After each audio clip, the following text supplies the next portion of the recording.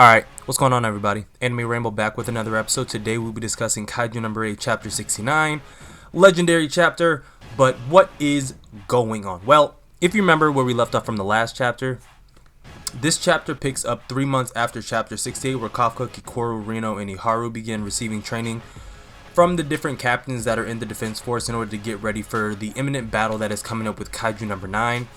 This chapter, actually everything kicks off and in such a powerful way. I can't wait to talk about our Lady Kaiju at the very end because there's a lot surrounding her, at least in terms of speculation. But yeah, 3 months have passed since Chapter 68, much longer than what was originally projected. I believe they said, or they thought, that Kaiju No.9 was going to make a move in that first month, but when that didn't happen, 3 months have passed, and in those 3 months no kaiju attacks have been confirmed. If you remember from the last chapter, it said, I think it said 14, but in this chapter it said 17. I probably should have confirmed that beforehand, but that's neither here nor there.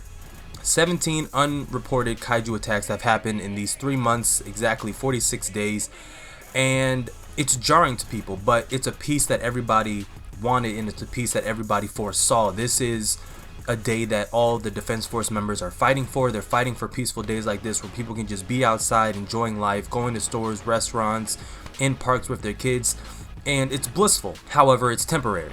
So flash forward in the chapter, we get this shot of this little girl. I believe it was the little girl that Kafka had saved in the first 2 chapters when he first debuted his Kaiju No.8 powers, and she's on his side, reinforcing the fact that not everybody hates him because he is a kaiju.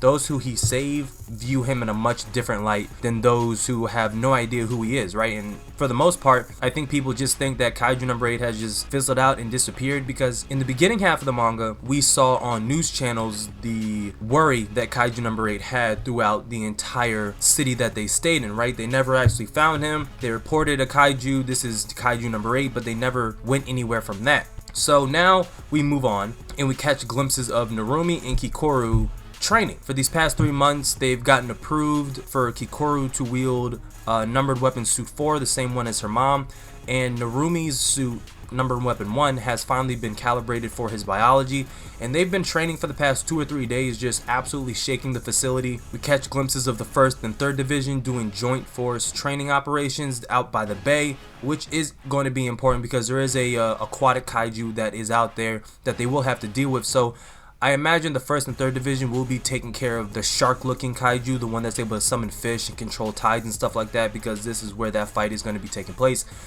And then lastly, you have Kafka training with Vice Captain Hoshina, and how he's training with Vice Captain Hoshina, you've seen it before, and it just makes you wonder how this is gonna add and contribute on to his full release mode of Kaiju No.8, right? Because all the training that he has been doing with Hoshina at this point has been in his base human form. He has not been allowed to transform.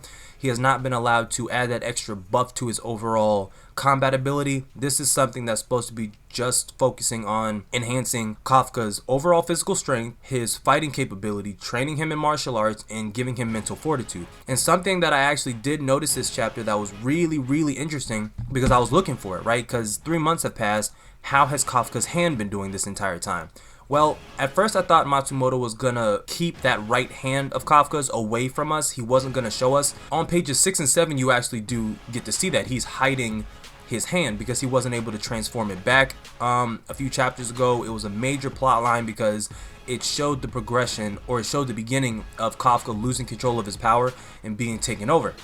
Well, in this chapter, I'm like, okay, he's gonna keep that from us because we still don't know how that impacts him. Well, no, pages 8 and pages 17, you're able to see Kafka's right hand, and Kafka's right hand is completely reverted back to a human hand. It's no longer in that perpetual Kaiju No.8 stage where he wasn't able to revert it back. So at some point in these 46 days, over these 3-4 months, he was able to, or the scientists there were able to revert it back to a human hand, so it gave him control again.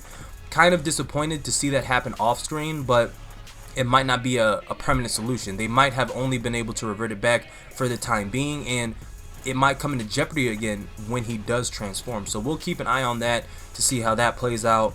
But this was just afternoon training for Kafka, right?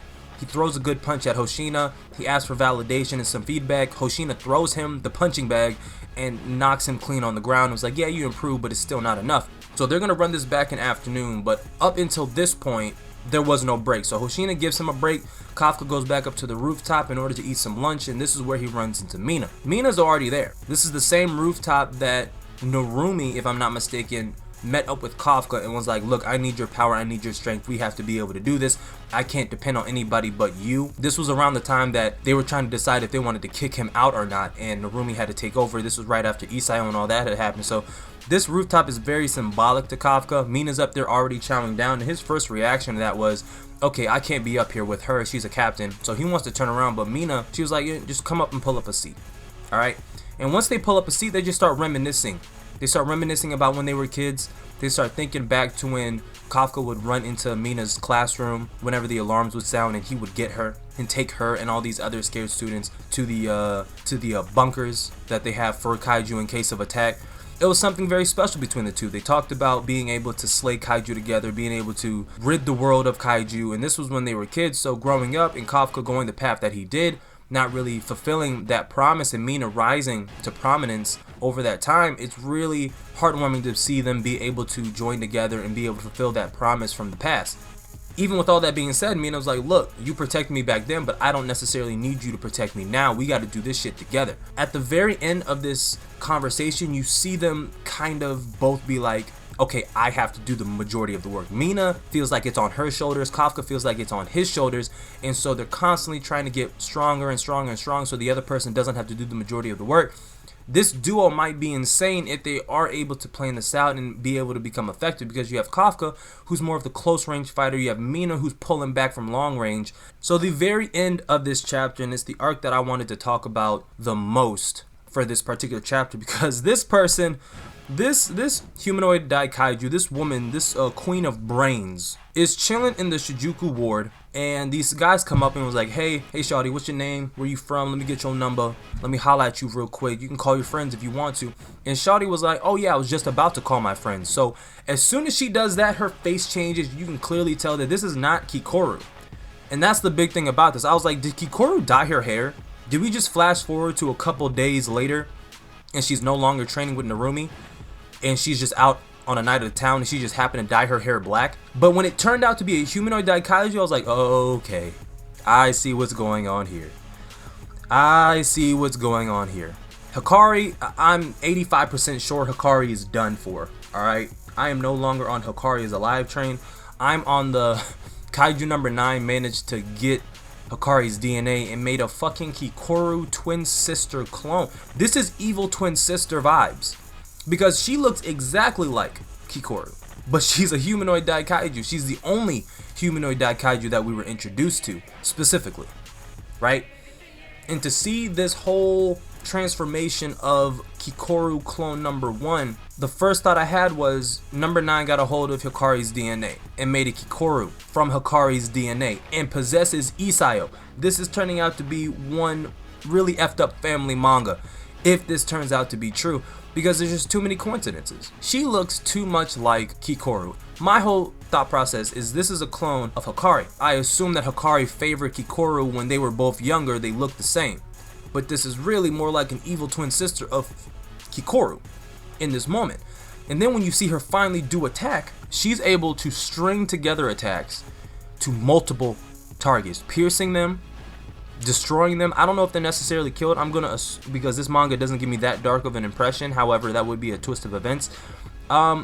This might be something else where she possesses the people that she connects or infects, or she's able to share knowledge, kind of like a hive mind mentality. We don't necessarily know that her ability is 100% offensive, so it's a possibility, oh, she might be linking memories, she might be creating like a zombie type of army. We just simply don't know. However, if she did just take everybody out and they're all dead, her power is devastating, because her reaction time was like a second and a half, and she took out no less than 24 people. There's no alarm that's set. Nobody's been called thus far. If this happened the same day as all the training, the 1st and 3rd division would probably respond first. Then again, I'm not that versed in Japan geology, so I don't know who technically is the closest to them. But the 1st and 3rd division are still technically at the joint training operation. Narumi and Kikoru held up at the base in Bunker 17. Kikoru and Hoshina also at the base. Mina, everyone's at the base, so you know it's gonna get lively next chapter because this humanoid Kaiju that has made it to Shinjuku Ward is absolutely devastating. But that is all I have for you today.